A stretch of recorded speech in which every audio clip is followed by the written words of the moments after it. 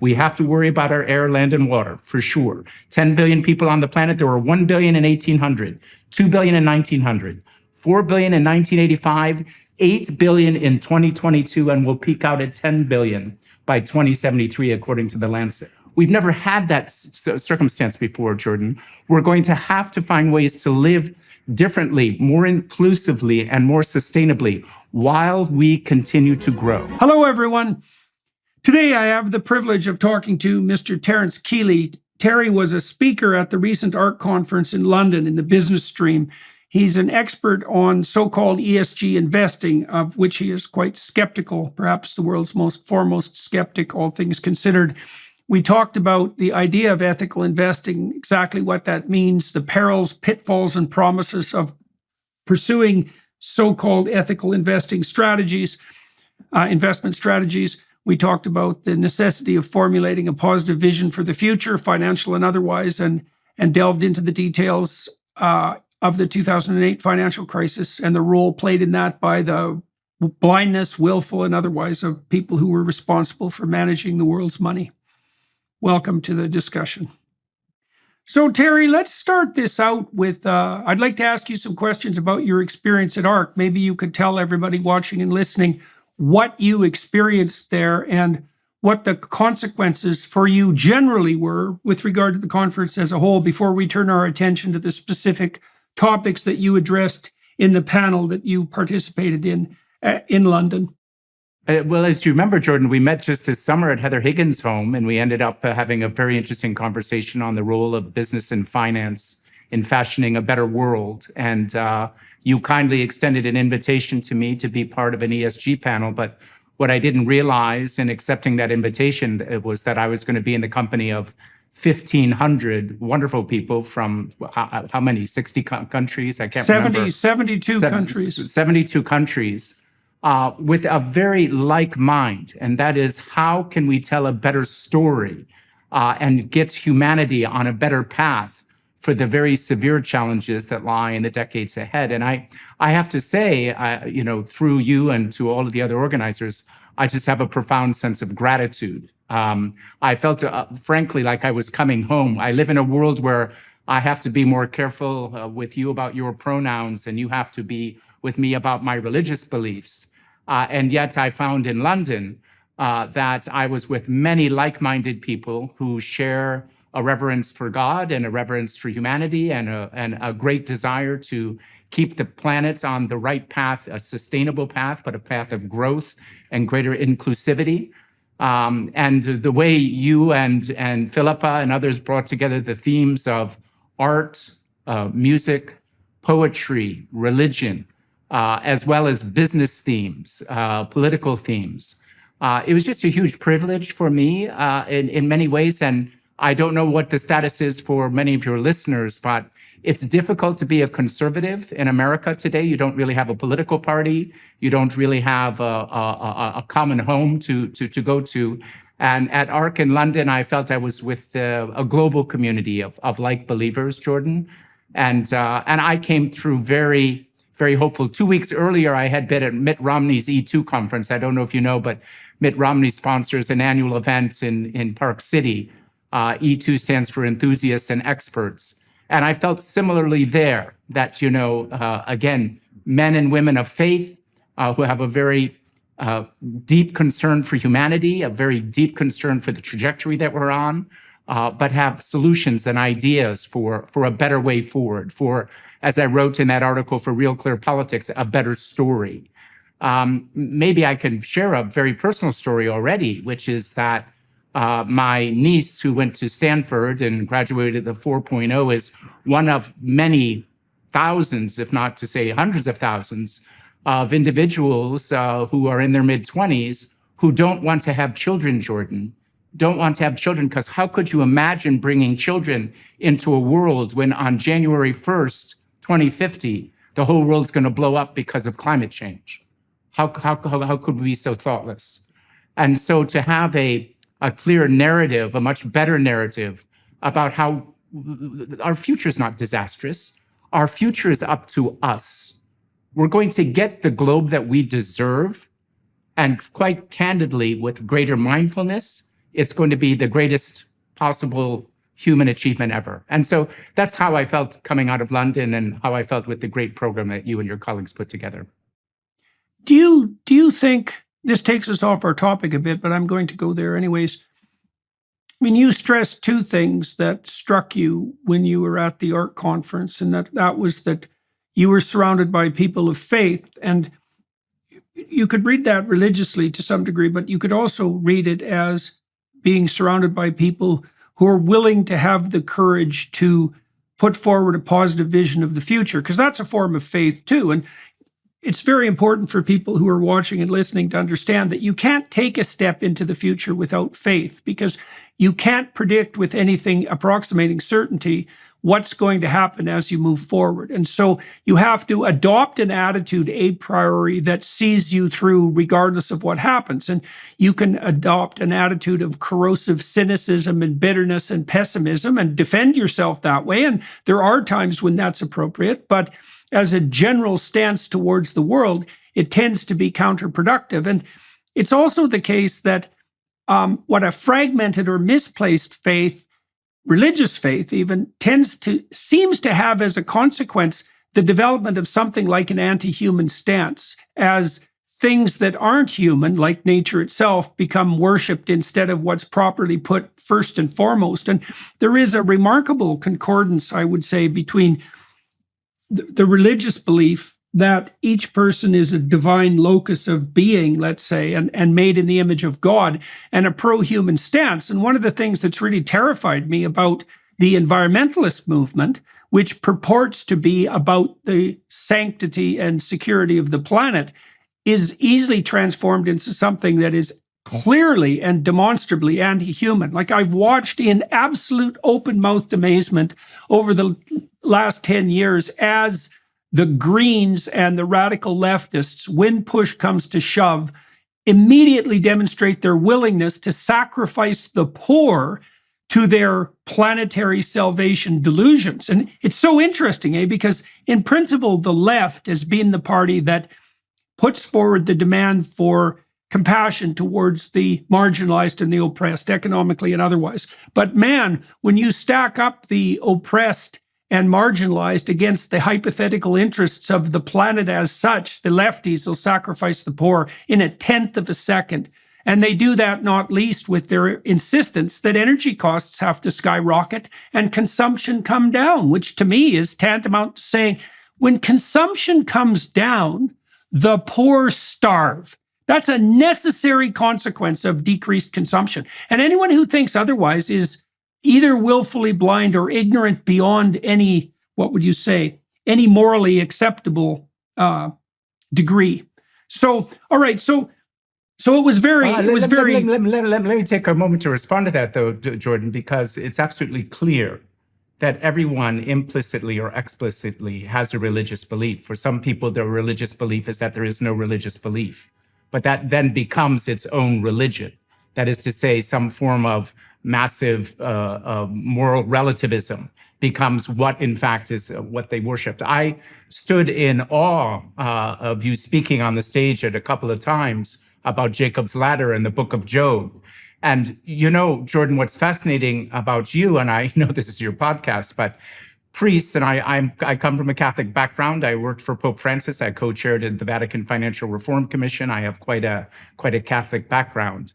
But priests cannot put people in pews, and yet you can fill the O2 arena with tens of thousands of young men to talk about the book of Job and talk about Jacob's ladder and talk about the uphill struggle as being the moral struggle of our times. I just congratulate you and your colleagues, and I know you give a lot of credit to those around you as well, for just being able, Jordan, to enunciate this message in a way where it resonates to those who are genuinely lost, to those who are genuinely looking for a roadmap of how to have a better and more productive life. And I want to establish early on this call, I'm not a climate denier. I do believe that there are human influences that are very much putting our land, our air, and our water at risk. By the way, the planet has never had 8 billion inhabitants before. We're about to be 10 billion inhabitants. We're going to have to find ways to behave much more sustainably. But I was looking through my book of notes from the ARC conference, and one of the things that I wrote down is it's not the climate deniers, it's the trade-off deniers.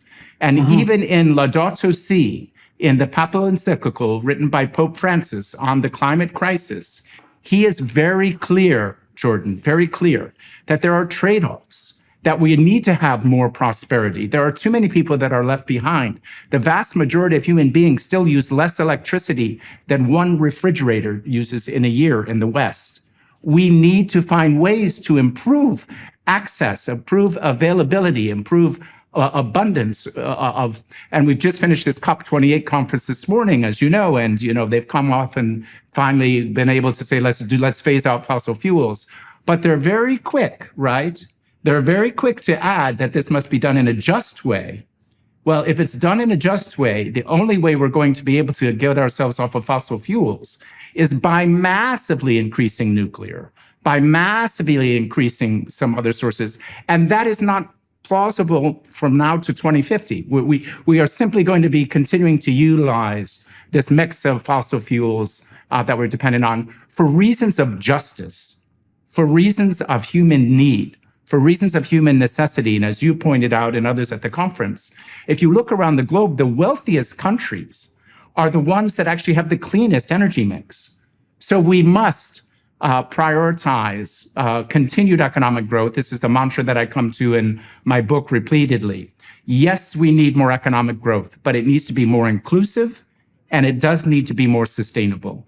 And I am a member of the church that says, let's optimize between these various trade-offs, growth and cleanliness and sustainability. There are trade-offs, and we're going to have to navigate them. It's multivariable calculus. It's not as easy as the only thing that matters is net zero by 2050. It's not the only thing that matters. Many things matter.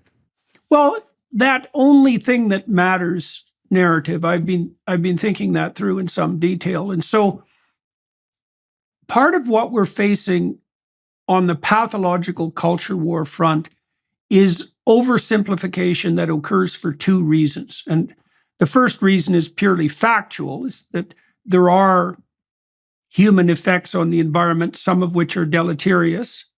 I was struck most particularly when investigating such effects on the effects of unrestricted coastal fishing on fish stocks, because I think that's something we've done particularly disastrously. There's a variety of problems like that, but the important thing is there's a variety, and that the solutions to those problems are actually, well, they're multidimensional and complex. And you can collapse all that into a single theory, which is that there's one fundamental environmental emergency that's climate related, and that can be attributed more or less solely to carbon dioxide. And so the temptation there is to take this overwhelming complexity on the factual side and reduce it to the kind of simple mantra that anyone can master really in about 15 minutes. And then you're done with that whole problem. It's like, well, no, the important thing is climate and the solution is carbon dioxide reduction. It's like, no, now the benefit to you is that you don't have to think anymore. But there's an additional benefit to the oversimplification, which I think is even more nefarious.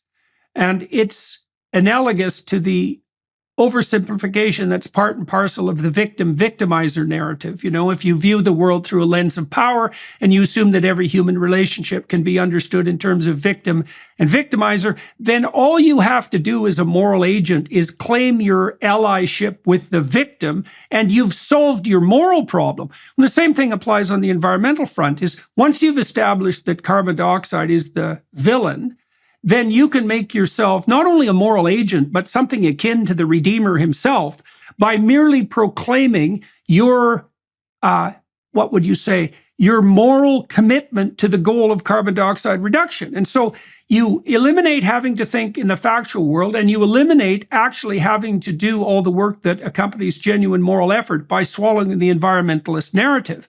And then there's even a darker part of it, as far as I'm concerned. And this is where things go from merely ignorant and blind to outright malevolent, which is that once you've identified the problem and the moral solution, you can also take aim at anyone who hypothetically stands in the way and you can demonize them. And as a consequence of your demonization, you can let the worst elements in your character have full reign in relationship to how you treat those people.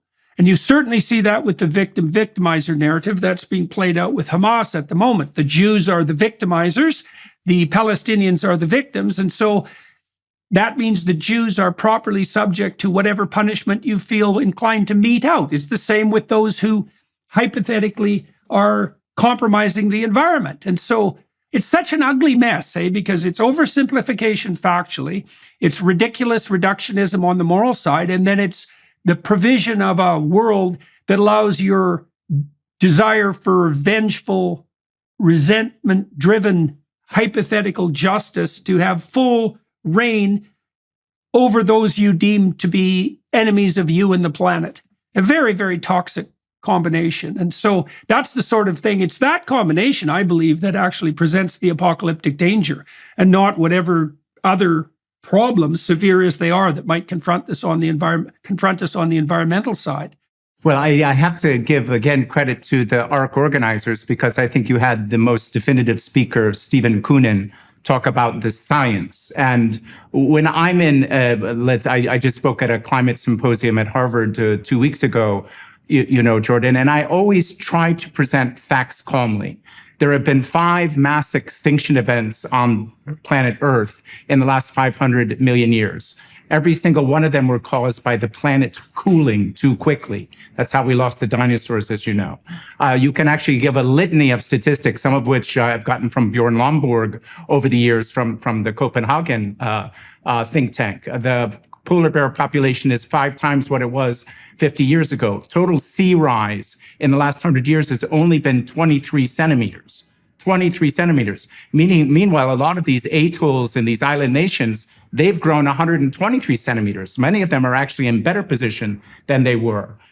We are having less violent storms. But I think the Stephen Koonin argument, which is really an important one, is yes, human beings have an impact. Yes, carbon dioxide matters, but it matters at such a small level relative to many other factors that are actually impacting the climate, many of which we don't understand. So where I take that, and I try to not oversimplify the climate mess, but I always say that it's a complicated 2-part problem. One is a collective action problem. That is to say, the greenhouse gases that are emitted by 3 countries only, China, India, and Russia, right now are 2.5 times that emitted by the entire North American continent and European Union combined. So until India, China, and Russia are as serious about greenhouse gases as the rest of us are supposed to be, let's not kid ourselves. We still have a greenhouse gas problem. And then the other one is the Laudato Si Pope Francis. This is a multivariable calculus problem. What we have is people who are denying that there are trade-offs. Let's recognize that there are trade-offs, and let's have a calm, inclusive, fact-based conversation about what's the best thing to do. I brought a prop today. This is a plastic bottle, right? It has water in it. Well, so I was telling the crew before we started, this bottle today, Jordan, has 1/3 the amount of plastic that it had in it 3 years ago. That's not because of an ESG regulation. That's because it's cheaper to make it with less plastic, and you can do it with less plastic. This is the kind of progress that is being made because we are more mindful. Consumers are changing their investment decisions. We are seeing people that want to have greater sustainability. We can look at Patagonia, this company that now only does clothes that if you bring them back, they repair them for you. Patagonia's products are flying off the shelves. People want to have a sustainable future. This is one of the reasons why we can be optimistic about humanity's future, Jordan. And I don't downplay human influences. We have to worry about our air, land, and water, for sure. 10 billion people on the planet. There were 1 billion in 1800, 2 billion in 1900, 4 billion in 1985, 8 billion in 2022, and we'll peak out at 10 billion by 2073, according to the Lancet. How are we all going to stay here on this planet together, allowing everyone to achieve their full potential? We're going to have to live differently. We're also going to have to live in an era of aging. In 2035, there will be more people over the age of 65 than under the age of 18. We've never had that circumstance before, Jordan. We're going to have to find ways to live differently, more inclusively, and more sustainably while we continue to grow. And all of that is possible. I wrote a book on it. And I'm just so incredibly optimistic about humanity's future.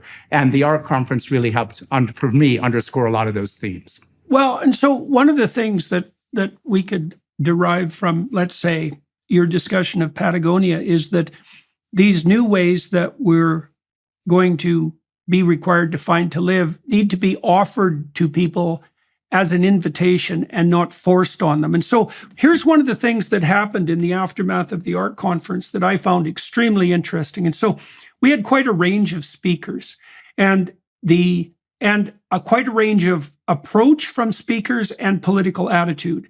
And what happened was that the speakers who were the most political and who were the most tendentious and accusatory, let's say, in their approach, produced the speeches that got by far the least attention. Is that John Howard? Who are you thinking of? McCarthy. Oh, okay, yeah, Kevin McCarthy. Particularly, yeah, and I'm not, this isn't an insult. You know, he's a politician, and but what happens? It's so interesting to see is because the talks that really offered a invitational metaphysical vision got exponentially more views in the aftermath of the ARC conference. But I think this is very much well worth noting is that, as you point out, people do understand quite broadly that we have to live in something approximating harmony with the broad natural environment. And people are interested in finding ways to do that. But if they're forced or manipulated into doing that, which I think it tends to be the approach of organizations like the WEF and the UN and even the European Union to a large degree. If they're forced to do that or connived into it or even nudged into it, which is a very manipulative way of going about things, they're going to resist, they're going to fight back, and we're not going to get anywhere. Whereas if people are invited and offered an alternative that they can undertake voluntarily, the probability that they're going to first attend and then comply is extraordinarily high. Not comply, that's not the right word, but participate. You know, you see this in psychotherapy. It's a psychotherapeutic truism, is that if you are setting up a situation where someone is pursuing positive behavioral change, they have to determine the direction of that change and come to develop and accept the strategies voluntarily, or all they do is kick back in all sorts of ways that are counterproductive and produce resistance. But it was so interesting to see that unfold at the ARC conference because the speakers who were visionary and invitational had by far the biggest effect. And they really set the tone for the conference too. And so we really tried to learn that lesson, right? This has to be an invitation. And that could bring us to our discussion of ESGs. Do you want to outline for people watching? I just love to give an exclamation point to some of the points you're making, though, Jordan, because you worry about a top-down solution, and there's every reason for you to worry about top-down solutions. We see it right now. I don't know if you know, but clean energy stocks this year are down 25%, while the stock market is up 25%. We've been forcing so much money into some clean energy solution, windmills off the coast of Maine and others that are simply not working out. Similarly, all these incentives to go buy electric vehicles are not working. So there's General Motors, Ford, Stellantis. Yes, they're worried about a UAW strike, but they're even more worried about the fact that California is mandating them to create electric vehicles that people are not buying, Jordan. People are not buying those cars. So what are we going to do? Have a bunch of EVs out in parking lots that nobody's willing to buy and think that we're solving our global climate crisis? We're not. So there is this danger, as you say, as you enunciate, of top-down solutions that are not being met by bottom-up. And this is the beauty of the market. You know, Friedrich Hayek has a lot to say to us still.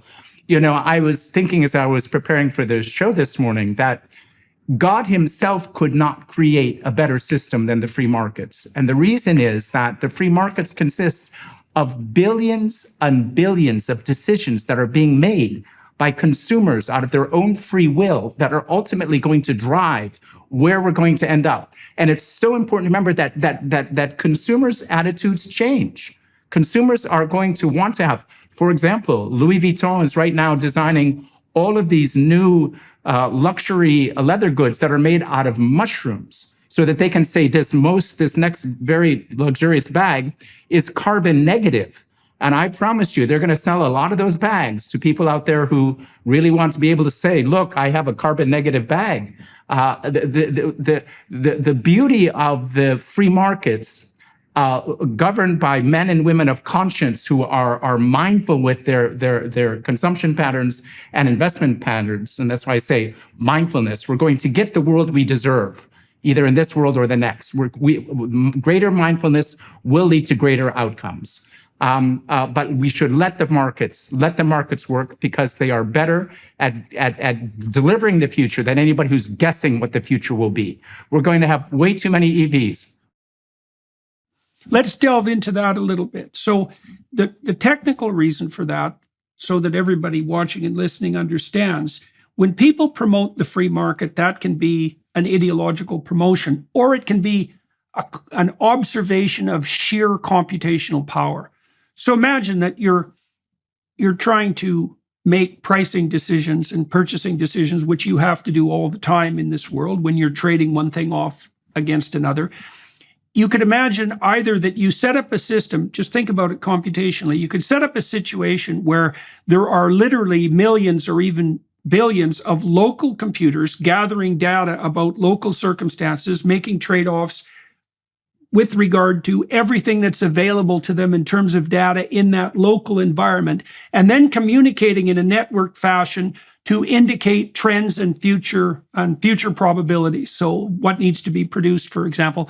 Or you could replace that by a single computer or 10 of them that are trying to gather all of that information with no eyes on the ground, relying on their hypothetical ideological expertise. And that's the central planning model. It's like, why the hell would you exchange billions of distributed computers with sensory apparatus on the ground for a handful of centralized computers that can't even in principle have access to the proper data? It's a preposterous claim. It's an absurd claim. And it's not like there's something magic about the free market, except for the fact that it's an optimized system of distributed computation. And there is no replacing that with centralized view. And you do get this problem that you just described. I mean, I think with regards to EVs, I've wondered this for a long time, electric vehicles, is like, we know perfectly well, not least because of what happened to California when they announced that everybody couldn't plug in their electric cars at the same time because the grid didn't have the capacity. It's like, I've been wondering, well, why are we being enjoined to buy electric cars when we don't have the grid power to recharge them? And then I thought, oh, well, if the plan is actually like the C40 plan, which is the plan put forward by a consortium of large cities, if the plan is to reduce automobile ownership by 95% anyways, it doesn't matter if you force people to buy electric cars that no one wants and that we won't be able to recharge, because the bloody plan is for people not to have cars at all. Anyway. And that's well, right. And that's such a terrible plan, because cars, there's very little difference between a car and freedom and wealth. It gives you such an unbelievable range of options at any given time, ridiculously efficient use of private time. And anybody who objects to that, I think, is immediately to be viewed with extreme suspicion, especially if they're trying to implement top-down compulsory controls. You know, one of our principles at ARC is no policy that requires compulsion is optimized. There's a mistake in it somewhere. You know, that gets tricky when you're dealing with criminals, you know, because sometimes people are in situations where they won't behave socially or in a manner that reflects psychological integrity without compulsion. But most of the time, the rule of thumb has to be, if I have to force you to do something, I'm putting forward the proposition improperly, at minimum, improperly. Well, as you're speaking, you know, and I'll talk about a couple of different books today if I'm allowed to, but one that really did reach me. It was written by Rag Rajan, who's a professor of finance at the University of Chicago, and it's called The Third Pillar. And what the thesis that Rag Rajan has, he's also the former chief economist of the IMF and former governor of the Reserve Bank of India. But Jordan, what his thesis is that societies thrive when they have the three primary pillars of societal good in balance. One is the markets, if you don't have markets, you're not driving prosperity.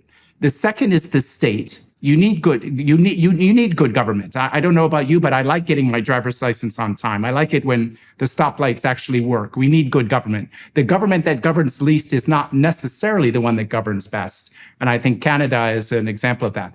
But the third one is actually community or civic society. And what the thesis that Raghuram puts out, I think, very effectively, is that if you have societies that have either one of those out of kilter, where markets are too strong, then we run into environmental problems, or we run into issues of distribution. We do have externalities, negative externalities in markets that need to be corrected by proper government. But the role of community and the role of NGOs and the role of the volunteer sector, the role of faith in a community, the role is equally important. If societies have any one of those missing, they are not in optimal balance. They tend towards crony capitalism, which is this topic that Paul Marshall spoke about, as you know, at ARC, or they tend towards inefficiencies. You have to have all three. We need markets, we need an optimal state, and we need a community, thriving NGO sector, thriving non-for-profits, which we do have in the United States. In the United States, we could use slightly better governments. This is where we're falling down, quite candidly. You know, I bring up Paul Marshall. I wrote 2 articles after the ARC conference, and one was inspired by Paul Marshall, but not in the way that he thinks. He actually spoke from the stage about the negative impact of Uber, as if it had, you know, demolished the lives of many livery drivers, which it has. It has interrupted the lives of many livery drivers. But Jordan, it has vastly expanded the market for livery driving around the world. There have been 4.2 billion Uber rides since it was first. And the number of markets, there are 5.5 million Uber drivers that turn on and off when they want to go to work. This was a wonderful market innovation, but it's what E.F. Schumacher calls creative destruction. Markets need to be destructive, just as they need to be creative in order to maintain that efficiency. There's going to be disruptions that take place. Uber is a good disruption. I was talking to Philippa about this afterwards. She said, well, it helps if you're Paul Marshall because you always have a driver waiting for you. Those the schmucks like me that come to Phoenix and need to find a way to get in from the airport, I'd rather just do it on my Uber app. So, well, the advantage to the market too is that it allows those disruptive forces to operate in a comparatively micro level. I mean, there's still radical transformations in market economies, but the problem with a centralized economy is that they're so stodgy and blind that adaptation only occurs in catastrophic fits.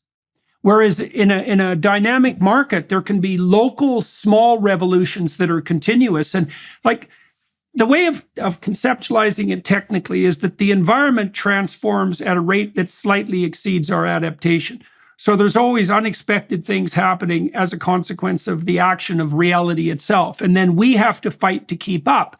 And we're always a little slow on the uptake. And so the adaptation process can be disruptive.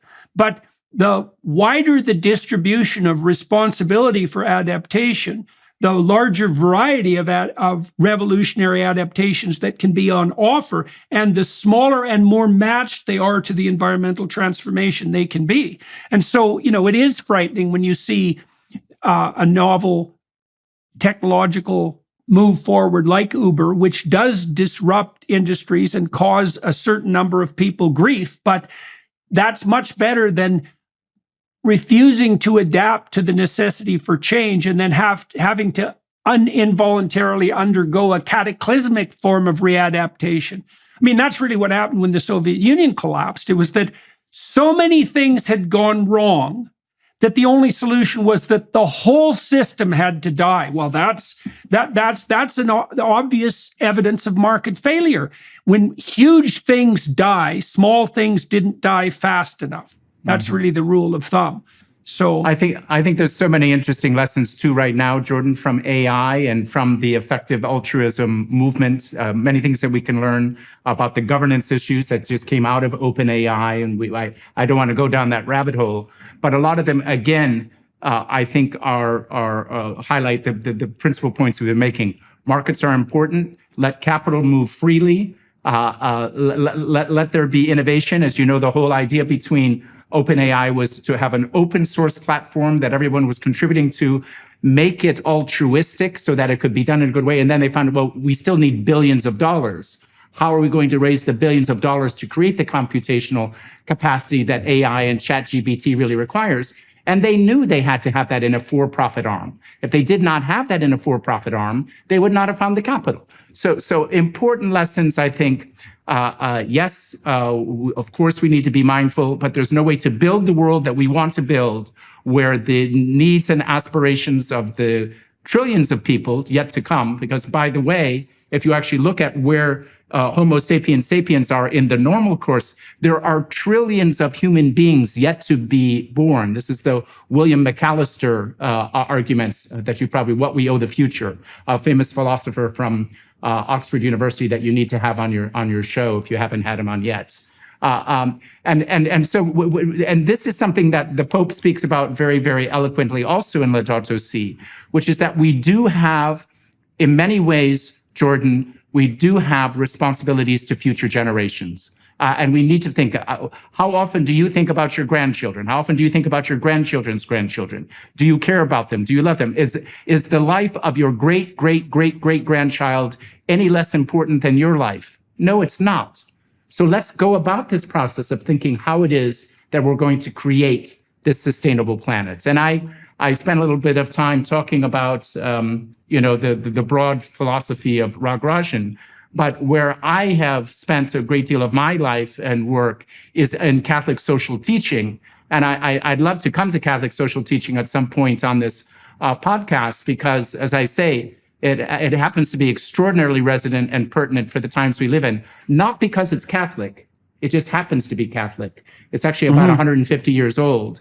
And I think the broad principles of human dignity, subsidiarity, which you spoke about very eloquently from the stage, responsibility, personal responsibility, and then solidarity, the third principle of Catholic social teaching, which is that we are our brothers and sisters' keepers. There are too many people, Jordan, that cannot take care of themselves. And it is the responsibility of the strong to help the weak. It is the responsibility for those of us who have more capacities and more capabilities to give that hand up to those who do not have it. That is Catholic social teaching. And what's interesting is that subsidiarity argument, turns out the Declaration of Independence is right. All men and women are created equal. They're obviously in the image of God, and they are entitled to a life of liberty and the pursuit of happiness, their own fulfillment. But the simple fact of the matter is that cannot be achieved without people taking personal responsibility and families taking responsibilities for their own families, and then communities beyond that. That is how the system's going to work. Subsidiarity and solidarity, though, are going to live in constant tension. We're never going to have them resolved. There's always going to be somebody else who needs to be helped. There's always going to be somebody else who needs to have more responsibility. And that is that struggle uphill that you spoke so eloquently about time and again at ARC. So the idea of responsibility for future generations. Let's wander into the Catholic social teaching domain for a moment. So I spent a lot of time recently writing this book, We Who Wrestle with God, and one of the chapters in that book deals with the story of Abraham. So Abraham is portrayed as the father of nations. And so my sense is that the story of Abraham contains within it the seeds of, what would you say? It contains within it a representation of what it means to live in the light of eternity. So imagine that you could adopt an ethos that set you up in the best possible manner to increase the probability that your children would survive and thrive. Okay, but then let's extend that. So, because that's not sufficient. And you could even make an evolutionary biology argument in this direction. You want to develop an ethos that not only increases the probability that you will have children and that your children will thrive and survive, but that establishes a pattern that they imitate that increases the probability that their children and their children's children will thrive and survive. So it's an ethos that has to have a multi-generational, that has to have multi-generational implication. Okay, so that's exactly what Abraham does. Now, and that's the manner in which that's to be done is actually laid out in the narrative. So the first thing that happens that's very, very interesting, because it has to do with material satiation. At the beginning of the story, Abraham is already in the arms of the infantile utopia, right? Because Abraham has rich parents and he's privileged and he has everything material that anyone could ever want. And yet this voice comes to him. It's the voice of his ancestors and God. And it says, go out away from what is secure and have the adventure of your life.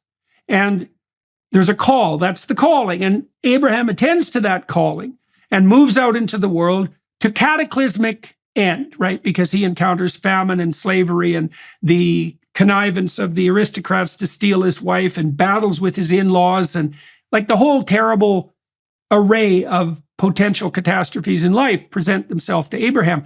But he maintains a sacrificial attitude, right? That's it. That's emphasized throughout the text, because every time Abraham embarks on a new adventure, starts something new, he rekindles his affiliation with what is highest and moves forward in faith. And that's presented as part of a multi-generational vision. And so one of the things that I find very exciting about the potential union of something like evolutionary biology and deep theology is the idea that if we oriented ourselves properly to the highest good, which is, by the way, the message that's in the Sermon on the Mount, we would see in that good the manifestation of the pathway that would enable us to live in a way that would ensure that respect for multi-generational continuity that you just spoke about as the soul of sustainability. And so what that means is that it's the adoption of individual ethical responsibility in the highest manner that constitutes the proper pathway to sustainability, and not top-down manipulation of the political, economic, and social systems to bring about some form of what plans stability, which we can't do, right? We can't do that. No, I mean, you said, the mere fact that you said earlier, it's like if you look at China and Russia and India, first of all, we have absolutely no right to tell them that they can't take the same pathway to wealth that we took. And that was going to involve the use of coal. And it's going to involve the use of fossil fuels. And we might as well bloody well just get used to that, because that's going to happen. And then maybe out in the Western countries, we could be laying the groundwork for a nuclear revolution and show the pathway forward for these countries that will have to transition through fossil fuel. But there's no bloody way we're going to be able to do that by imposing our idiot utopian views on China and Russia and India. They're just going to tell us to go to hell, which is what they should do. Well, Sterling, I'm thinking of your Abraham story, Jordan, and just the importance of it and focus on future generations. And one of the lines that you used repeatedly in London, which has been inscribed into my brain, is about tilting the world towards heaven and not towards hell. How do we tilt? There's a lot that we can't do, but how do we, if the arc of humanity bends towards justice, to what degree can we help get that justice arc going in the right direction? And another book that I wanted to give a shout out to that I know you have read and so many people have is Bjorn Lomborg's most recent book, Best Things First.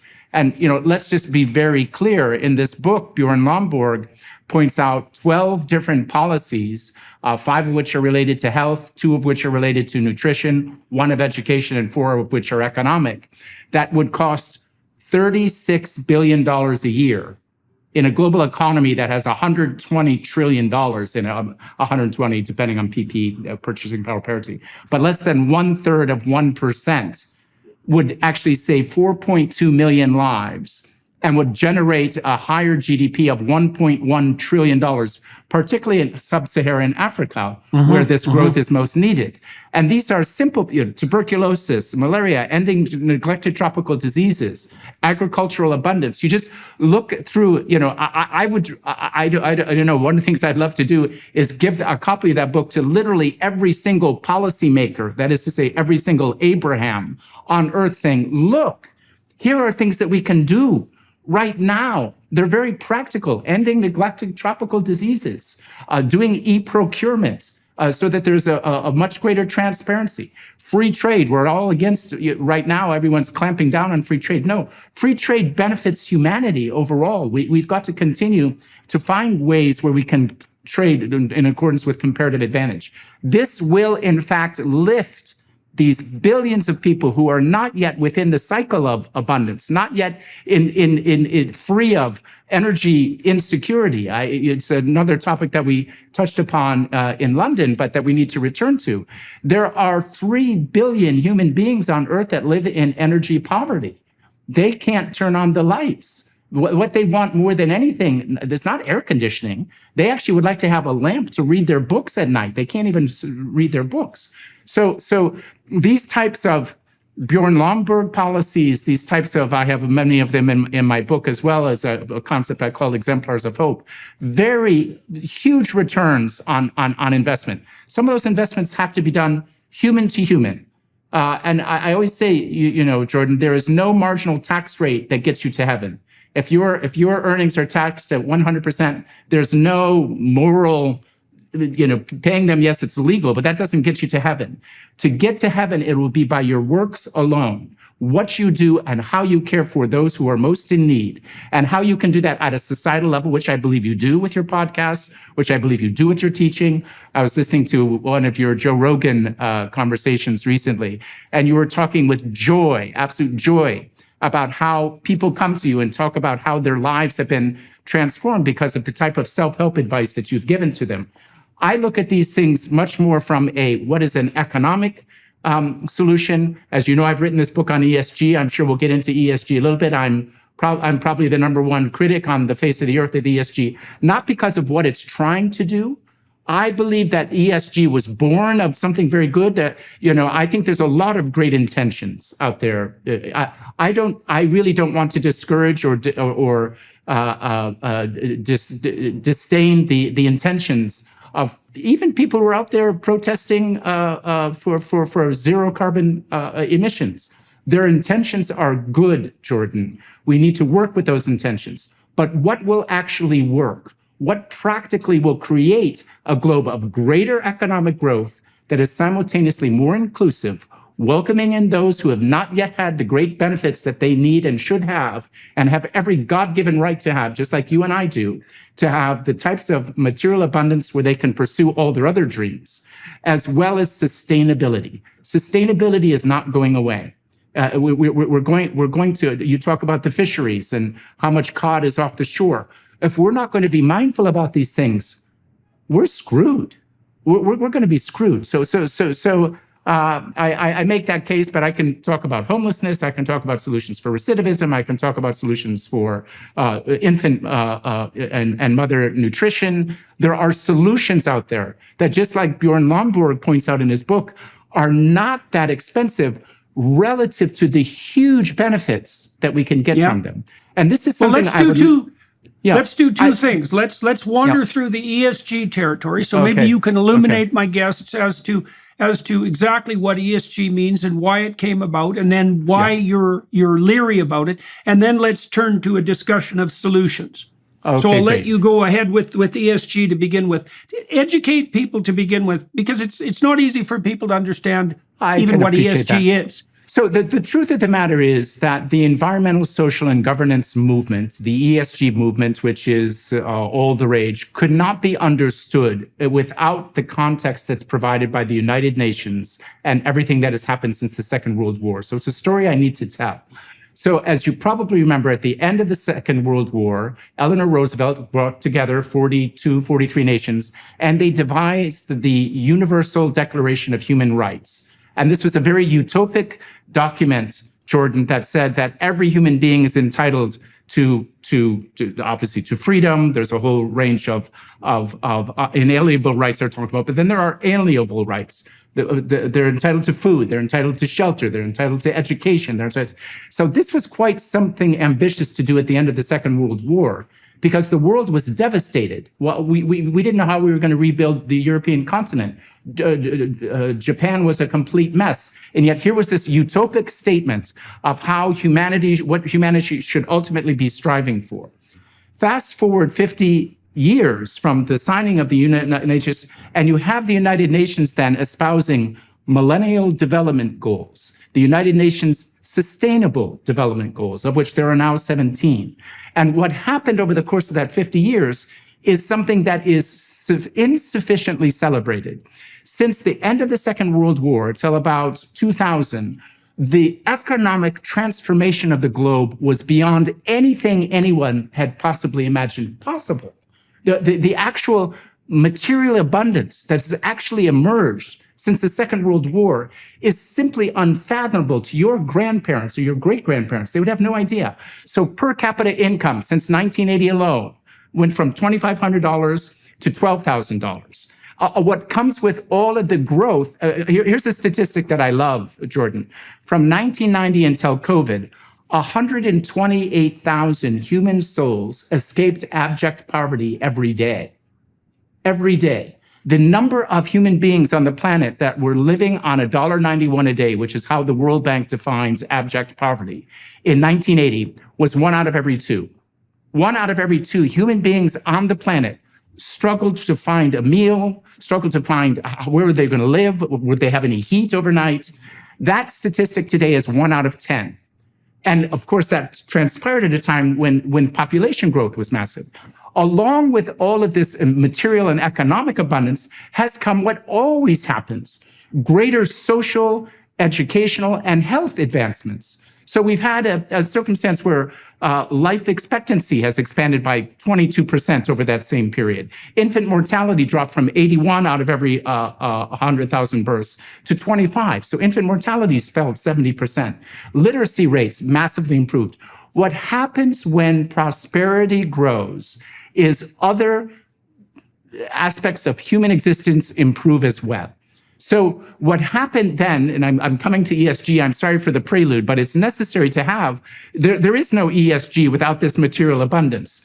In 1999 and 2000, the United Nations convened the greatest collection of political leaders in history. And that collection included kings and prime ministers, and they designed the Millennial Development Goals. Do you remember the Millennial Development Goals? 2000. Yeah. And the Millennial Development Goals was, let's get rid of poverty completely. Let's have a K-12 universal education around the globe. Things that were unfathomable 50 years earlier. And let's find a way to make sure that there is greater political freedoms, broadly speaking. What ended up happening, though, is continued progress was being made on those, Jordan, until about 2005, when Kofi Annan, who was the Secretary General of the United Nations, convened a group of financiers. And he said, listen, I want there to be a group of financiers that come up with investment principles that would help promote these United Nations Sustainable Development Goals and Millennial Development Goals. Why don't you, very smart people, 70 of them he picked, go in a room and come back and tell me what those principles for responsible investing are? This is where ESG came from. ESG emerged in 2005 with Kofi Annan ringing the bell at the New York Stock Exchange announcing these investment principles. What were these investment principles? They were a series of principles relating to environmental, social, and governance factors that this group of financiers had assessed could present material risks. Material risks, if we don't handle these things well enough, they will lead to financial failure. Stocks will go down. So ESG actually came out of the United Nations Declaration for Human Rights, the Millennial Sustainable and the Millennial Development Goals and the Sustainable Development Goals, and the United Nations Principles for Responsible Investing that first went public in 2005. Today, there are more than 6,000 signatories to the United Nations Principles for Responsible Investment, Jordan. Those institutions collectively manage $120 trillion in assets. That is to say, they manage 1/2 of all the institutional assets that are available for investment in the world. What are these people doing? Well, they've come up with a series of products and ideas and corporate resolutions and any number of things that are intended to highlight various elements of these environmental, social, and governance issues of pertinence to them. So, we tell the Bud Light story, right? Someone decided that it was very important for Bud Light to expand its market share. They need to be expanding in a DEI-sensitive way. What do? They have a commercial that was misconceived. It pissed off 2/3 of the people who were actually drinking their beer and didn't result in any risk. So the ESG rules, as they have actually been applied, have had a series of unintended consequences that haven't always been that have been deleterious. My principal criticism, though, of ESG as a financier, and the work that I write about in the book, and the reason why I believe ESG has neither done well nor much good, is what I say. That was a Wall Street Journal op-ed that I wrote that was read 4.2 million times. It hasn't done well because in actual practice, Jordan, what people have done is, here's these ESG rules. In the S&P 500, which of course is comprised of ostensibly the 500 best companies in the United States, typically what the ESG enthusiasts do is they take out 400 of those and only invest in 100 of the remaining stocks. In actual practice, that means they were no longer investing in oil and gas. They were no longer investing in what they regarded as non-virtuous companies. Well, this is just so silly. This is absolutely silly. The idea of you not owning ExxonMobil is going to somehow change the temperature of the earth is just the silliest thing imaginable. In fact, it has the entire thesis on its head. There's been this concept of socially responsible investing that has been around for centuries. I mean, for centuries, many people avoided investing in the slave trade, right? Many people, religious groups, found it absolutely abhorrent. But the slave trade continued, didn't it? Why? It continued because 1/4 of humanity was still willing to invest in it. It turned out, as abhorrent as it was incredibly lucrative. The same thing is true in modern society. There have been a number of investors, most likely religiously based, that have avoided what are called sin stocks. The sin stocks are in 4 areas: gambling, alcohol, tobacco, and firearms. So many religiously organized religious organizations have not invested in these areas. But has that stopped smoking? Has that stopped people drinking? Has that stopped people from buying a firearm? Has that stopped people from gambling? Of course it hasn't. So the ESG movement, investment movement, is based on the same principle of, if I don't invest in ExxonMobil, somehow the temperature of the earth is going to improve. It's pure silliness, Jordan. It's pure silliness. So I gave quite an exposition there. Where I wanted to come out is that my criticism of ESG as an investment movement is not that it shouldn't be trying to solve the problems of our times, but that it hasn't. It's done exactly the opposite of what needs to be done. And I'm a big proponent of impact investing, and I can give you literally 100 examples: affordable housing, DEI opportunities for female minority entrepreneurs that genuinely address some of these issues of inclusivity and sustainability. There are ways to invest that genuinely takes carbon out of the air. You can do that with a green bond fund, but you cannot do it with these ESG equity funds. Well, so let me ask you what might be a more fundamental question. I mean, it seems to me that Anand's recommendations were ill-founded a priori. And let me walk through this and tell me what you think about it. So, because he's making the assumption that there is already irresponsible investing that can be rectified by conscious attention to a set of ethical principles. And see, this strikes me as an ill-posed problem, because if you have any sense and you're investing, you invest as wisely as you possibly can. And the reason all things considered, and the reason you do that is because, well, you don't want to lose your money, your hard-earned money. And so you're already very much motivated to invest wisely. Now, you could say, well, that would open the door to people making a short-term killing at other people's expense. And maybe that's what happens with so-called sin investing. But my sense is that, well, you can get away with making a short-term investment at other people's expense once or twice, but you're going to get hammered for it sooner or later. And so Anand's notion was predicated on the idea that there was a way of imposing an a priori ethical framework on the problem of investment that would produce investments that would somehow do better, which strikes me as highly improbable, and that would actually increase, what would you say, ethical behavior as such.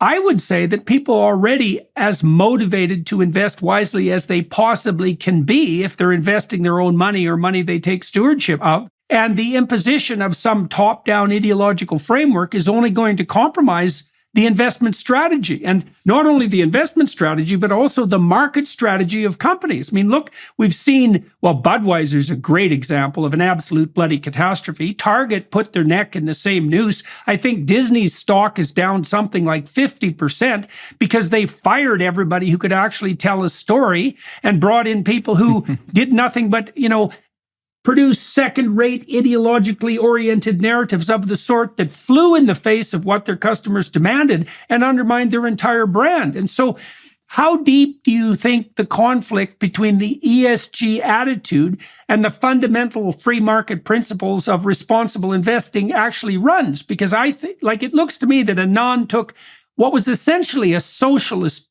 or even a communist view, which is that, well, the market itself can't be trusted, and it's necessary to generate these a priori ideological frameworks because that would direct everything much more effectively than it would be otherwise in a, honest free market economy. The whole thing to me just strikes, first of all, there's no bloody way you're going to beat the market with a strategy like that. Nobody can beat the market, not continuously, because they just have all the money. So there is this problem that it doesn't work in practice, but I also think there's a problem that it doesn't work in principle, that it's the wrong way to go about it. It is certainly the wrong way to go about it, so much so that I have this article that I just shared with you. It's coming out next week with AI that I co-authored with Senator Phil Gramm, where we call for the end of ESG. It's an irredeemable project at this stage, Jordan, because it is, as you say, falsely premised. And if something is falsely premised from the beginning, there's no way to adjust it to make it work. And you've said something that's very, very wise. And Warren Buffett, Charlie Munger recently passed away.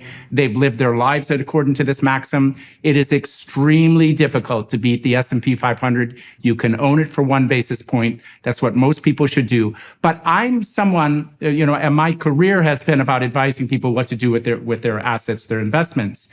And I'm somebody who deeply believes, Jordan, that if you're willing to make an investment that's going to have a lower return, but it's going to result in, affordable housing, or it's going to bring clean water to a village in Rwanda, or it's going to, and you're willing to take a lower return, my God, go at it. And a $51 trillion in wealth is about to be passed from the current generation of billionaires to their, let's say, less hardworking children.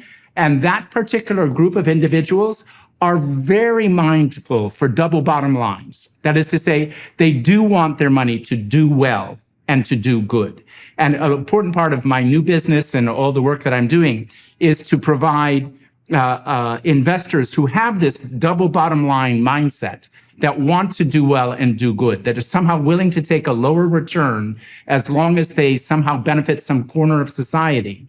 Well, there's going to be a lot of capital that's looking to do that. And that's going to be an important part of what creates this inclusive, sustainable growth world that we're going to need. That's going to be this important part of that community, that community, we said it's the market, it's the state and community that have to work together. And we're going to need that community to be part of the solution.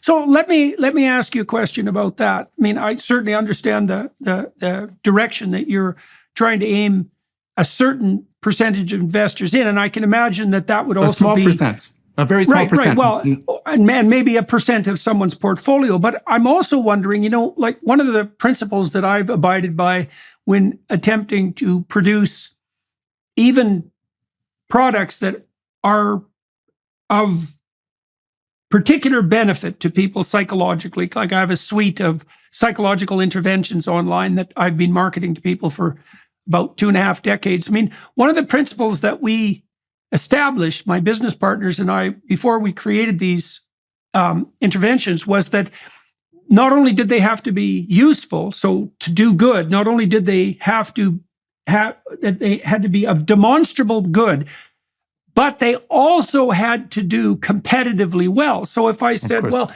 maybe so is it too much to ask for people, for example, who are providing affordable housing, let's say, that they do it in such a canny manner that they also equal or beat what you might expect for standard market returns? And couldn't you use that as an indication of the quality of their offering? Or do you feel that there are situations where placing both constraints on people, you have to do good and you have to do well, makes movement forward too difficult?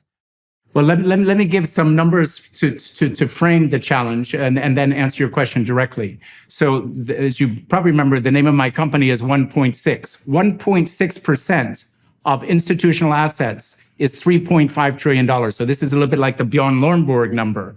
If institutional investors and ultra high net worth individuals were to allocate 1.6% of their assets per year to these types of investments that we're talking about, true double bottom line investments, affordable housing, I can come up with a number of health, financial inclusion, education, there are any number of book nooks, there are a number of online learning tools that are, we could actually achieve the United Nations Sustainable Development Goals by 2030. So that is the amount of private capital that is needed to fill the gap. So just put that number out there so you frame that.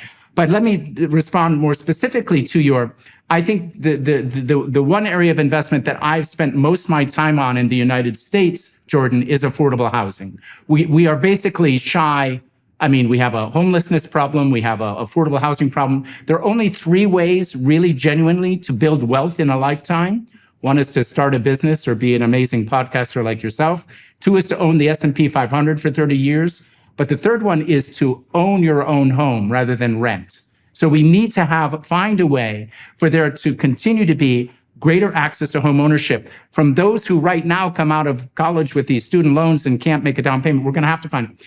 It turns out that the equity returns on some of these affordable housing programs in Nashville, in Austin, across the country, the equity returns to the investors are between 16 and 18% a year.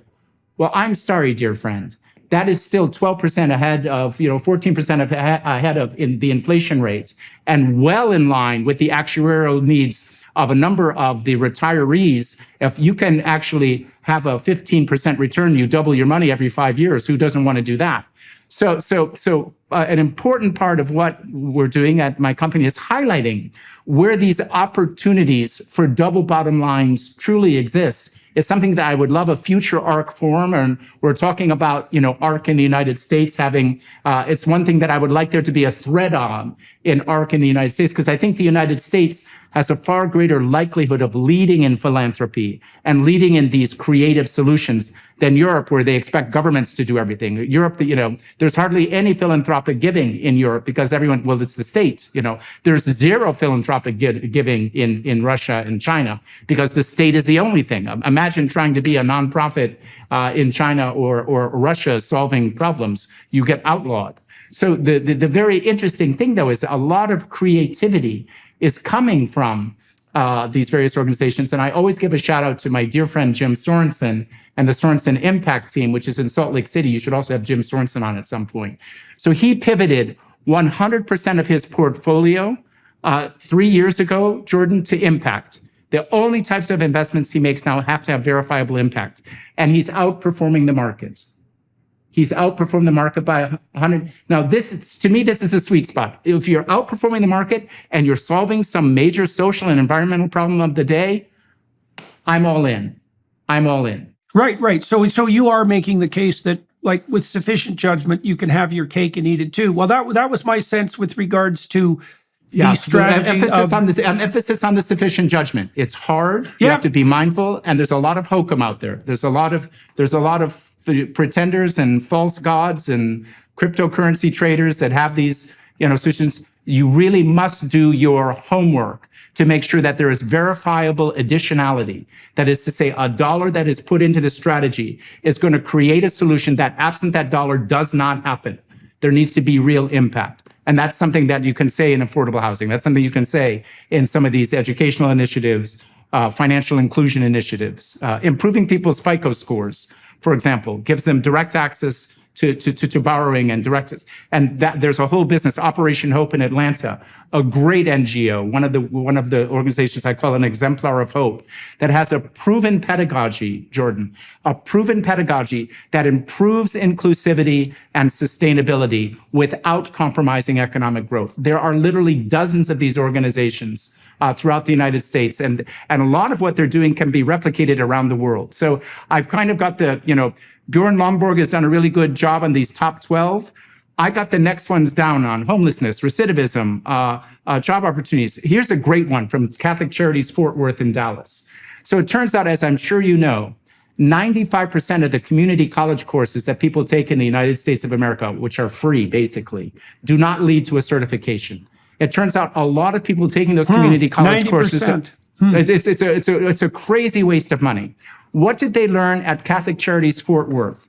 They learned that if they actually give a caseworker to everyone who's trying to get a community college degree, which is an expense, it's like a Bjorn Lomborg cost-benefit expense. But if you get that, the completion rates multiply fivefold. And then what happens? Those mothers, then they're usually single mothers, in their teens or early 20s, they go from welfare dependency to work and independence, and this is where we got to do. This is what the call for greater personal responsibility tells us. This is what the call for Jacob's ladder tells us. This is what the call for greater inclusivity tells us. This is what Abraham would do if he were alive today. Right. Okay. So that program that you just described, that's something akin to a mentorship program, is so that people are going to college, but they don't have guidance. They don't have any way of bouncing their plan off someone, and everyone needs saying, that. if you have mom take care of little Juju on Tuesday afternoons, you can make this course. You're able to make it if you just adjust your schedule and drop off. And here's another daycare program that you could use that you haven't heard of. That type of additional assistance. Let me give you one though that I love even more, which is teenage recidivism. So it turns out the Laboratory for Economic Opportunity at the University of Notre Dame, which is an anti-poverty lab, studied what was going on with teenage truants in the state of Indiana. And you know what they found out, Jordan? They found out that if they teach a course of Aristotelian ethics to these 13, 14, 15, 16-year-old kids, all of whom are brighter than we give them credit for, while they are going through these truancy programs, recidivism declines 70%. These poor children, God bless them, have never had anybody to tell them, this is good, this is evil. Right, this is why. This is what an examined life consists of. This is what an unexamined life results in. This is, and they're reading the original text. They're reading Aristotle. They're reading Plato. This is, I was very moved by Os Guinness, for example, at ARC. It's the kind of thing that Os Guinness would have designed himself. So when you think of these individual programs that I'm describing, another one that I love here in New York City is Ready, Willing, and Able. We're in a New York studio here, and I'm sure that the folks here have seen. There are these guys that are pushing buckets on the street corners around New York City, and their job is to sweep up the streets. All of those guys are homeless or former incarcerees, and they're given a 6-month opportunity to decide if they stay clean, they stay off of drugs, they sleep in the home that are provided to them. There's a communal living circumstance, and they clean the streets for which they are paid by New York City. They can then choose from more than a dozen accreditation programs, ranging from becoming a plumber to becoming a massage therapist to any other. And again, Jordan, they are moved from dependency to independence, from a life of despair to a life of meaning, fulfillment, and purpose.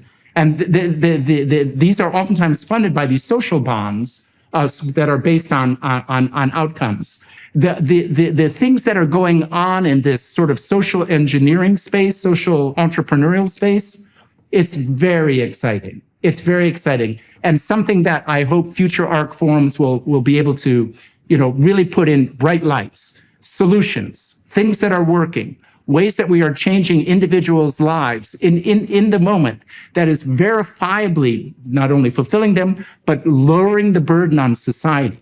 Taking people, Reno, Nevada has halved homelessness in the last 6 months. Do you know how Reno, Nevada halved the homeless rate? No. They built enough affordable housing And then they made it a law, you cannot sleep on the streets. You are arrested if you stay on the streets. So everybody had a place to go. They had to go to these places. Guess what happened when they went to these affordable? They were then given career counseling. Those who had drug problems were given drug attention. Those who are mentally ill, and a good part of our homeless problem in this country is mentally ill people. We let them ride the subways here. It's crazy. No, they have to be put into programs, Jordan, that actually matches them with the needs that they have. I don't need to tell you this. There's this. So Reno, Nevada has done something that San Francisco and LA need to figure out. We have more than enough space in the city of New York to put homeless people. In fact, there's always enough beds in the city of New York for homeless people. But then combining that with the proper level of training, counseling to get to independence is what's necessary. Okay, so I would like to hear some more of these solutions, but maybe right now you could also, I'm curious too, how could people who are watching and listening participate in programs like this, and where could they turn to for the kind of investment advice into these programs that you would regard as credible and reliable? Yeah. So I've got to be careful here because this becomes very self promotional. Well, that's okay. We can let people sort through that themselves. Okay. Well, my website, www.1.6.com, highlights a whole range of these investment possibilities, and I have what I call a curated town square, which is called the Solutions Forum. And on the Solutions Forum, where I post, for example, my video from ARC, but any others, is an open source. Anyone who wants to put out their ideas for what they're doing on homelessness, what they're doing on these various social issues, are able to just. So that would be one area that I would suggest. An exemplar of hope, which is something that I've trademarked, is, and it's global. They have a bunch of these. There's a wonderful one in the UK called Make It Click, which goes home to home and teaches people how to use internet services and how to actually gain access to the information that's already in their homes that they didn't know that was available to them. Make It Click program. These various exemplars have many opportunities for volunteerism, for other forms of time or talent and treasure. That's what the philanthropic world needs: time, talent, and treasure. All three are needed. But in terms of scaling some of the very, very best ideas, I mean, anybody out there wants to volunteer to teach Aristotelian ethics in their local delinquency center, there's ways to learn how to do that. And I will promise you, Jordan, the people that choose to do, it's what you do for a living, by the way, but the people who do that will find those days to be the most fulfilling of their lives. Right. The days definitely. That they're going to come home and just say, I did something today. You said something that I wrote down at the ARC conference in London, which is that there is no difference between thinking about ourselves and being miserable. To the extent that we're focused on ourselves and our own needs and our wants, literally, that is the recipe for human misery. You want to actually be non-miserable, then operate with the third pillar of Catholic social teaching, which is solidarity. We are our brothers and sisters' keepers. And by the way, I put in that same category civility. I think it's very, very, very possible for all of us to contribute to a greater culture of civility. And by the way, that means being better listeners as a start, and trying to respond to. I've had my niece, the one that I worry about not wanting to have children, I think she's changing her mind, come to my lectures and read and just say, please, Claire, criticize me. What did I get wrong? Tell me what this. Did you have a chance to read this? Did you see this? And I can't give up. I can't give up, Jordan. It would be wrong for me to give up. And it's wrong for any of us to give up. Abraham didn't give up, did he? So this 1.6.com, is that written out? One O-N-E-P? No, one is numeric, 0.6 is alphabetic. I also have my own book, Sustainable, which was endorsed by Pope Francis, and Larry Fink wrote the foreword, that talks about these dozens of these exemplars of hope, just as examples, and also provides this criticism of the ESG, which I'm not going to leave. I believe that we would be better off just abandoning the whole project, moving on, Acronym-based investing, remember the BRICS? We were supposed to only invest in the BRICS for a while, Brazil, Russia, India, China. Well, that's not the right investment strategy. Then there was the FANG, Facebook, Alphabet, Netflix, Google. That made no sense anymore. So we need to move on from ESG, understand that it was well-intended, but that there's better solutions. There's better ways for us to achieve greater inclusivity. There's better ways for us to achieve greater sustainability. And I put another fine point on this. I think B corporations, you probably know B corporations are these corporations that promise to operate in accordance with very strict ethical rules, very strict environmental rules. I say, great. Working for a B corporation is wonderful. It leads to a great conscience. Just don't have any of those in your 401k. Because you won't be able to retire. What that shows is that what happens is that the appearance of moral effort is substituted for actual moral effort, and that's why those companies underperform. Like one of the things we should point out to people who are watching and listening, in keeping with what you just said, is that there is no magic bullet to investing. It is no simpler to invest your money than it is to earn it. Those are equivalent problems, and you have to be one wise and awake person to figure out where to put your money so that it will generate a return. And that's probably the first thing you should be looking for, because if the people who have your money can't do that, they probably can't do anything else. And then the second thing you should consider is, well, is this the sort of enterprise that you believe in your soul is worth supporting? Because you're actually morally obligated to do wise things with your money as well, not least to demonstrate to yourself that you have some respect for the time and effort you invested into generating the money to begin with. And I suppose not least because poorly invested money can do an awful lot of damage, right? The last thing you want to do is give dangerous idiots money. I need to give you an amen, a double amen, a triple amen on all of that. And just maybe add for listeners that we think a lot about our physical health. We think a lot about our emotional health. We think a lot about our mental health. We go to the gym. We're careful with what we eat. We need to be equally mindful about our financial health, particularly in this age of aging. Almost everyone listening to this podcast is going to end up outliving their parents, and they're going to be there in their 80s. And if all they have is Social Security, they do not have a meaningful life. You're going to have some type of nest egg. We are living longer, and I'm saying this to everybody in the room as well. What you have to do with your 401k is put it in the stock market when you're young and forget about it. Don't even look at it until you turn 65. When you turn 65, you're going to open and say, wow, I've got $2 million in savings. How did I do that? You did it by not bothering with it. You just let it go. Be mindful about your savings patterns. Be mindful about your investment patterns. If you are so wealthy and you have so much time and you want to go for double bottom line investing, or you have a desire to have your money do well and do good, well, that's fine too. But it's still going to require mindfulness. It's still going to require deep care. It's still going to require discernment, because there's no easy way to, just like you have to be careful about your physical health, you have to be careful about your financial health. Yeah, well, I studied for a while the phenomenon of money managers because I was interested in investigating the possibility that there were statistical ways of predicting market behavior. And I basically concluded, not that this was unique to me, but at least to my own satisfaction, that that was actually a technically impossible outcome to perform, except in very rare cases. And so that your best bet, and this is the advice that you gave earlier, is especially if you're the average investor, is to buy something like an index fund with a low manager fee and just leave it the hell alone, because you're not going to beat that. Now, let me give you a statistic for that. Only one out of 5 managers beats the S&P 500 over a 5-year period. Only 1 out of 10 over a 10-year period, and they aren't the same manager.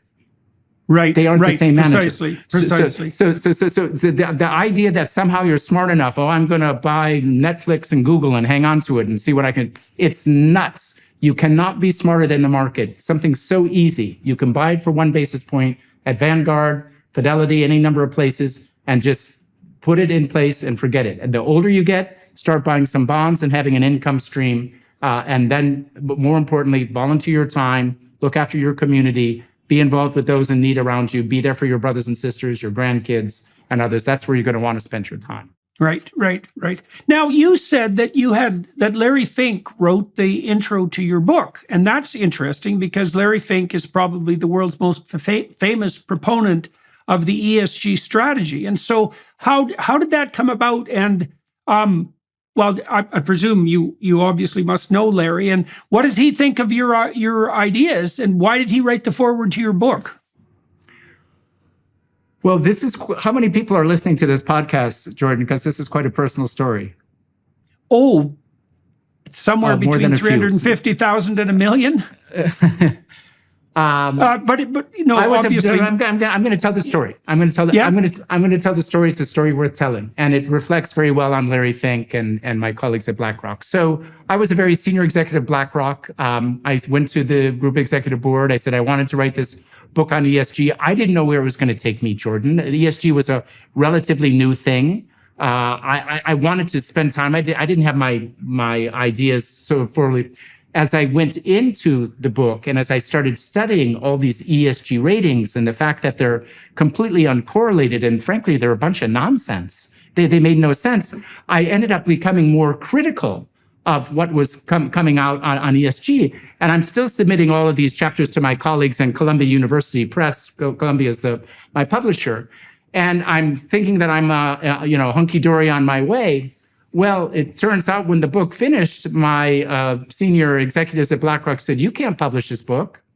This book is a little too racy." I said, "Well, I'm sorry. I think that we agreed that we would." Well, go speak to the boss. So I went to speak to Larry, and I said, Larry goes, and he said, "This is very simple. I have a simple solution.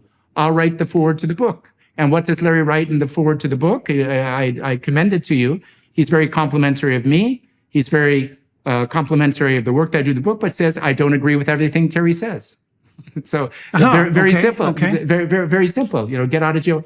And Larry, to his great credit, and I have nothing but great things to say about Larry Fink, he is a close friend, always welcomed the debate. Today, Larry Fink does not use the term ESG. He has stricken it from his vocabulary because he's decided it is overly politicized and it means the wrong thing. It's not.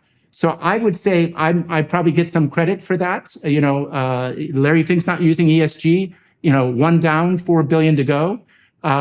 Let's focus on impact investing. Let's focus on true double bottom line. And let's focus on making sure that asset owners, those who investors, get what they really want. I mean, I advise the Pope, on finances. I've advised the world's largest sovereign wealth funds. I always only ask one question, Jordan. What are you trying to do? If I were your financial advisor, I would do the same thing. What are you, Jordan Peterson, trying to do? What are your goals? Lay it out. Give me your plan. What are you trying to do? And then it is my fiduciary duty to make sure that I devise the most cost-effective, efficient, and highest probability portfolio solution that will actually achieve what your goals are. That's what being a fiduciary means. And I can say with my heart, my hand on my heart, that in the 13 years that I was at BlackRock, I never did anything but that. I never sold a single ESG fund when I was at BlackRock, and I did more than $130 trillion worth of transactions, which is a lot of transactions, and never once sold an ESG fund because they were never the right solution. They were never the right solution. You said that you had worked with Pope Francis, and I've been struck, and I would say primarily negatively, by what I've seen as his emphasis on climate responsibility, let's say. My sense is that the proper responsibility of the church is the salvation of individual souls, and that sort of thing is contentious and political enough so that it's actually not the proper business of the church. Now, I don't know much about Pope Francis, and apart from that particular criticism, I would say, and the small knowledge that was required to generate it, I'm quite ignorant. Would you tell me and our viewers what your experience was in working with Pope Francis on such ideas? I will do so with joy. I always say, Jordan, that my Catholic Church has the heart of Pope Francis, the brains of Benedict XVI, and the fortitude of John Paul II. And it turns out those three individuals didn't agree on a lot. And Pope Francis is someone who has definitely veered into a number of economic and social topics that I do not personally agree with. But having been a Catholic all 64 years of my life, I note that the church's teachings evolve. Let me tell you, though, a personal story about Pope Francis. So during the time that I was working on his Vatican Financial Reform Commission, I lived in the exact same residence where he lived, which is Santa Marta, within at the Vatican City State. And every morning I was allowed to go to Mass. And one morning I was at Mass, and there was just a horrible smell. And I couldn't figure out what this horrible smell was. This is a fairly curated audience. And I look over my right shoulder, and I see there's a homeless guy with 2 dogs right behind me. And I'm thinking to myself, well, security was a little lax today, not sure how this happened. So we go out to breakfast, and breakfast at Santa Marta is served cafeteria style. So the Pope is helping himself to eggs just as you're leaning over for a piece of bacon, and you're smiling with one another, and it's a very cordial affair. But I sit down, I said, there was some people in the back of the chapel this morning. Does anybody know what's going on? Oh, yeah, you don't know? I said, no, I don't know. I said, well, yes. Every night, Pope Francis sends one of his emissaries out to the bridges in Rome and finds homeless people and invites them to come to Mass the next morning. They usually do that at between 11 and 1 o'clock in the morning, 11 p.m. or 1 o'clock in the morning. And this particular individual said, well, I'd like to come, but I can't because I have 2 dogs. And they said, you're allowed to bring the dogs. So this person was the personal invitee of Pope Francis to come and hear the word of the Lord.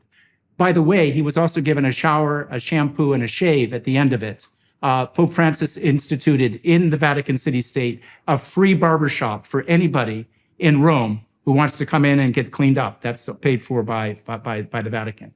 So I think this is a story that I hope reveals the heart of Pope Francis, who is a good man. I don't know about you, Jordan, but being in charge of 1.2 billion souls on the planet, that's one hell of a burden. Being in charge of an organization that is as political as the church is, with as wide views politically as you can possibly imagine, from liberation theologists who are full-blown Marxists to some of the most conservative people on the planet. All of those people are Catholics under one roof.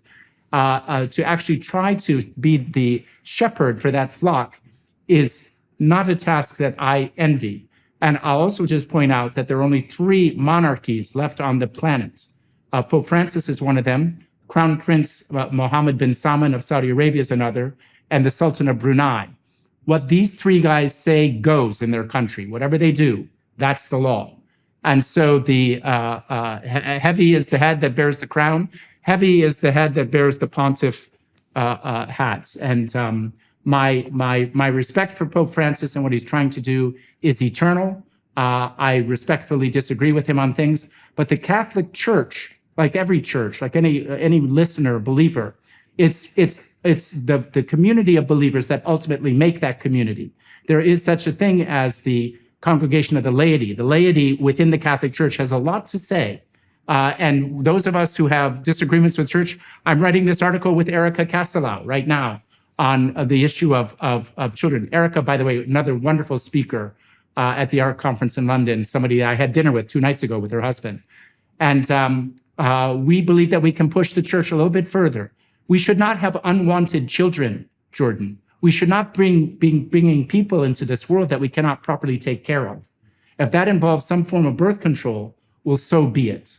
And so we're going to have more of a grown-up conversation inspired by the teachings of Jesus, inspired by the teachings of the church that takes into account that we live in this new world of 10 billion people trying to make this little ball of mud and water and a little sliver of air on top of it work for centuries and centuries to come. Because like Abraham, we have to care about our great-great-great-great-grandchildren. Well, that's a pretty good place to end, and it's perfectly timed, so I think we'll take that opportunity to do exactly that. I'm going to reiterate for the viewers and listeners the websites that you described. The first one was www.1.6.com with 1 numeric and 6 written out. I've got that right, I hope.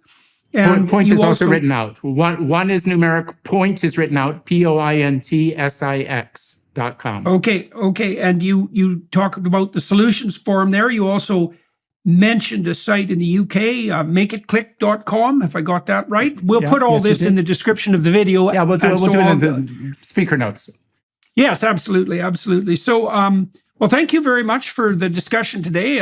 It cleared up a lot of things for me. I was very particularly curious about your comments about Larry Fink, and I'm very glad to hear that he had the largeness of mind, of spirit, let's say, to enthusiastically promote your book, despite the fact that you had substantive disagreements with him. I thought you did a remarkable job of being even-handed in your discussion of the ESG movement, pointing out that, it's a mistake to assume that the motivations that gave rise to the movement were all nefarious. To be treated with cynicism. Exactly. Yeah. Well, and I think the same thing is true of the UN Millennium Goals. I mean, we need ambitions, and we need to figure out how to implement them without undue top-down control. And that's actually a very difficult problem, right? It's something we're wrestling with at ARC. It's like, well, how can we provide leadership without transforming across even a few short years into just another organization that issues top-down, moral pronouncements? It's a very difficult thing to get right for any length of time. So I appreciate all that. I want to thank everybody who's watching and listening for your time and attention.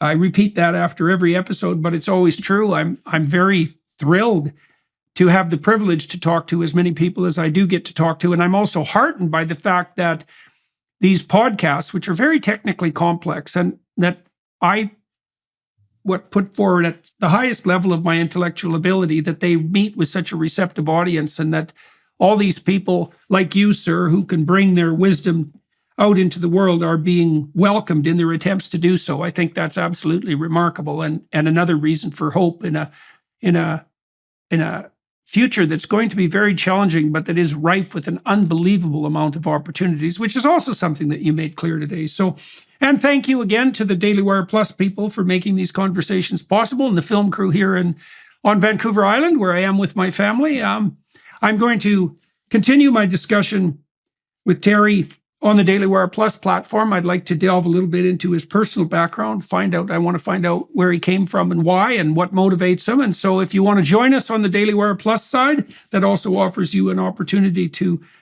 throw some support the Daily Wire way. And I think that's a useful thing to do, given what they're attempting to accomplish in the world. There's an organization that's trying to do good and do well at the same time. And my experience with them really indicates that that is what they're attempting to do, and quite successfully. So hopefully we'll join some of you there. Thanks again, Mr. Keeley. Much appreciated. It's an honor, Jordan. Genuinely an honor. Thank you so much for having me.